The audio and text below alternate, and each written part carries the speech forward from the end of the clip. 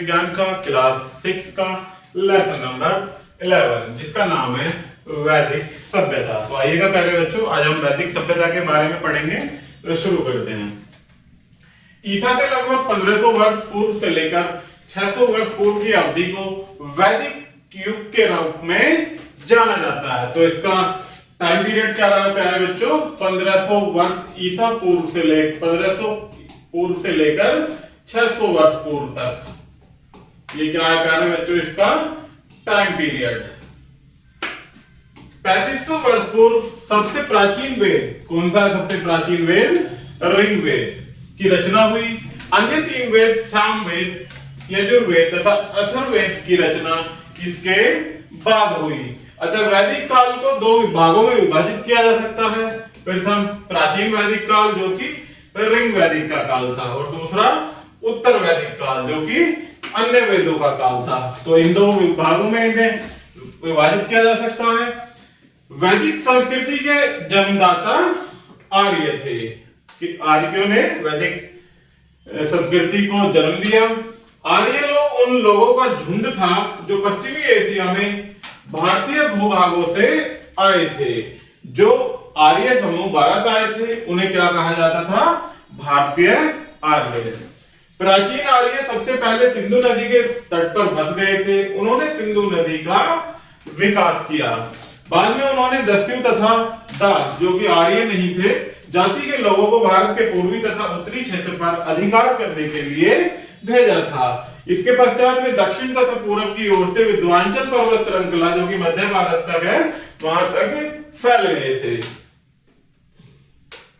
आर्य जिस क्षेत्र में आकर बसे उसे सिंधु अर्थात सप्त सिंधु कहकर पुकारते थे। जहां आर्य आकर बसे थे उस स्थान को क्या कहकर पुकारते थे? सप्त सिंधु। इसके अंतर्गत पंजाब की 5 नदियों का क्षेत्र सतलुज, व्यास, रावी, झेलम, चेनाब तथा मुख्यतः नदियां सिंधु तथा सरस्वती थी। भारत शब्द पर्शिया के शिलालेखों द्वारा सिंधु तथा हिंदू नामक शब्दों से भी लिया गया है। आर्यों के इस देश को आर्यवर्त भी प्राचीन समय में प्यारे बच्चों क्या कहा जाता था? हमारे भारत देश का नाम क्या था? आर्यवर्त। आगे देखते हैं ऋग्वेद तथा प्राचीन वैदिक काल। ऋग्वेद प्रथम वेद था जिसकी रचना की गई थी। अतः ऋग्वेद के काल को प्राचीन वैदिक काल भी कहते हैं। ऋग्वेद में 1000 से भी अधिक श्लोक हैं जिन्हें सूक्ति या अमृतवाणी भी कहते हैं। ये श्लोक विभिन्न देवी देवताओं की प्रशंसा में गाए गए हैं। 3 मुख्य देवता अग्नि देवता, इंद्र देवता तथा सोम देवता क्रमशः अग्नि अर्थात आग के देवता, इंद्र युद्ध के देवता तथा सोम एक पौधा था। सोम क्या था? एक पौधा जिससे एक विशिष्ट पेय पदार्थ तैयार किया जाता था जिसे सोम रस कहा जाता था। क्या था प्यारे बच्चों? सोम एक विशिष्ट पेय पदार्थ जिसके द्वारा सोम रस बनाया जाता था। ये श्लोक ऋषियों द्वारा लिखे गए थे। ऋषि अपने विद्यार्थियों को प्रत्येक शब्दांश को गाकर सिखाया करते थे। कैसे सिखाते थे? प्रत्येक शब्दांश को गाकर सिखाते थे। ऋग्वेद प्राचीन या वैदिक संस्कृत में लिखा गया था। यह आजकल के विद्यालयों की संस्कृत से थोड़ी भिन्न थी। ऋग्वेद को पढ़ने के बजाय गाकर सुनाया जाता था। इसे कई शताब्दियों पश्चात लिखा गया था। आगे देखते हैं प्यारे बच्चों प्राचीन वैदिक काल का इतिहास। प्राचीन वैदिक समाज जाति समाज था। कैसा समाज था? जातीय समाज। आर्य लोग गांव में रहते थे जिसे कई परिवारों को मिलकर बनाया जाता था। परिवार का मुखिया गृहपति कहलाता था। उसका अपने परिवार के सदस्यों पर पूरा नियंत्रण रहता था। वह घर का सबसे बड़ा सदस्य होता था। संयुक्त परिवार की प्रथा थी। विवाह के उपरांत बेटे तथा पोते एक ही परिवार में रहते थे। ऋग्वेद में स्त्रियों का स्थान सम्मानजनक था। उन्हें उच्च शिक्षा भी दी जाती थी। पर्दा प्रथा नहीं थी तथा बाल विवाह को कोई नहीं जानता था। विधवाओं को पुनर्विवाह विवाह करने का अधिकार था। स्त्रियां सभी प्रकार के धार्मिक तथा सामाजिक कार्यक्रमों में भाग ले सकती थी। आर्य जाति को 4 वर्णों या भागों में बांटा गया था जिसमें कौन कौन से थे? ब्राह्मण, क्षत्रिय, वैश्य और शूद्र। ये कौन थे प्यारे बच्चों? क्योंकि आर्य जाति को विभिन्न वर्णों में बांटा गया था। ये वो 4 वर्ण है। यह वर्गीकरण जन्म के अनुसार न होकर व्यवसाय के आधार पर किया जाता था। अध्यापक तथा पुजारी वर्ग को ब्राह्मण, योद्धा तथा शासक को क्षत्रिय, किसान, व्यापारी और कारीगरों को वैश्य तथा मजदूरों को शूद्र कहा जाता था। इसके पश्चात ये व्यवसाय पैतृक व्यवसाय बन गए थे तथा अपने पैतृक व्यवसाय से जुड़े व्यक्तियों को जाति के अनुसार पहचाना जाने लगा था, अर्थात व्यवसाय के साथ ही उनकी जाति को भी उसी नाम से पुकारा जाता था। लोगों के समूह तथा समाज को बताने के लिए दो शब्दों का प्रयोग किया जाता था, जन तथा विष। वैश्य शब्द से विष बनाया गया है तथा जन तथा विष को कई नामों के साथ पुकारा जाता था, जैसे पुरुष जन या विष, भारत जन या विष, युद्ध जन या विष इत्यादि। इन्हें इन नामों से पुकारा जाता था। कभी कभी जो लोग श्लोकों तथा पदों की रचना करते थे स्वयं को आर्य कहते थे तथा अपने विरोधी समूह को दास या दस्यु कहते थे। ये वे लोग थे जो यज्ञ नहीं कर सकते थे तथा भिन्न भिन्न भाषा बोलते थे। बाद में दास तथा दासी शब्द का प्रयोग दास के रूप में किया जाने लगा था। दास लोग वे स्त्री पुरुष होते थे जिन्हें युद्ध में बंदी बनाया गया था। वे लोग अपने मालिक की संपत्ति माने जाते थे, जो लोग इनसे इच्छा अनुसार कार्य करवा सकते थे। आगे देखते हैं प्यारे बच्चों, आर्यों की राजनीतिक संरचना। आर्य छोटी छोटी जातियों में विभाजित थे जो अक्सर आपस में लड़ा करते थे। प्रत्येक जाति का अपना शासक होता था जिसे राजा कहा जाता था। वह अपने बल तथा बुद्धिमत्ता के कारण चुना जाता था, परंतु बाद में राजा के अनुवांशिक होने लगे थे, अर्थात राजा के बाद उसका पुत्र, उसके बाद उसका पुत्र, इस प्रकार से वो राजा होने लगे थे। परंतु फिर भी वहां चर्चित सभाएं जैसे सभा तथा समिति होते थे जो शासक को मार्ग निर्देशन करते थे। आम सभा को समिति कहा जाता था, जबकि यह सभा बड़े लोगों की बैठक होती थी। राजा की सहायता के लिए बहुत से मंत्री होते थे जिनमें पुरोहित तथा सेनानी प्रमुख थे। धार्मिक मामलों में सलाहकार तथा सेनानी राजा की सेना का सेनापति होता था। आगे पढ़ते हैं प्यारे बच्चों पशुपालन के बारे में। ऋग्वेद में ऐसी कई प्रार्थनाएं लिखी हैं जिसमें पशुओं, बच्चों, मुख्यतः बेटों को तथा घोड़ों के विषय में लिखा है। घोड़ों को रथ से जोड़कर युद्ध भूमि में ले जाया जाता था। युद्ध पशुधन की प्राप्ति के लिए भी किए जाते थे।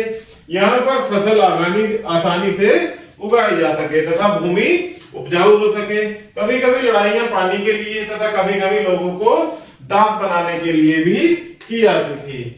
युद्ध में प्राप्त किए गए धन का कुछ भाग सेनाओं द्वारा, कुछ धन पुजारियों द्वारा रख लिया जाता था तथा बाकी बचा धन लोगों में बांट दिया जाता था। कुछ धन यज्ञ करने के लिए प्रयोग में लाया जाता था। ये धन देवी देवताओं के लिए होता था। इस भेंट में घी, अनाज तथा कभी कभी जानवरों की भेंट चढ़ती थी। आगे देखते हैं प्यारे बच्चों आर्यों का आर्थिक जीवन, अर्थात जो आर्य थे उनका कैसा जीवन था। आर्य ग्रामीण जीवन व्यतीत करते थे। उनका मुख्य व्यवसाय पशुपालन तथा कृषि था। उनकी मुख्य फसलें थी गेहूं, जौ, बाजरा, चावल, कपास, तिलहन, बीज आदि। वे बैल, घोड़े इत्यादि पालते थे। इसके साथ साथ वे कुशल कारीगर भी थे, जैसे बढ़ई, लोहार, जुलाहा, कुम्हार, सुनार इत्यादि। सामान अधिकतर वस्तु विनिमय प्रणाली के द्वारा लिया और दिया जाता था। किसके द्वारा? वस्तु विनिमय प्रणाली के द्वारा। जबकि बाद में सिक्कों का प्रचलन भी शुरू हो गया था। उत्तर वैदिक काल, यह काल लगभग 1000 ईसा पूर्व से 600 ईसा पूर्व तक था। इस काल तक कुछ आर्य सप्त सिंधु से लेकर गंगा की घाटियों तथा अन्य समीपवर्ती स्थानों तक पलायन कर चुके थे, अर्थात अन्य स्थानों पर भी वह जा चुके थे। इस काल में उनके सामाजिक, आर्थिक, धार्मिक तथा राजनीतिक जीवन में बहुत सारे परिवर्तन आए। उत्तर वैदिक काल की जानकारी हमें सामवेद, यजुर्वेद और अथर्ववेद से प्राप्त होती है, क्योंकि ये क्या है प्यारे बच्चों, बाद के वेद हैं। और पहले तो ऋग्वेद की स्थापना हुई थी प्यारे बच्चों, बाद में सामवेद, यजुर्वेद और अथर्ववेद सम्मुख आए।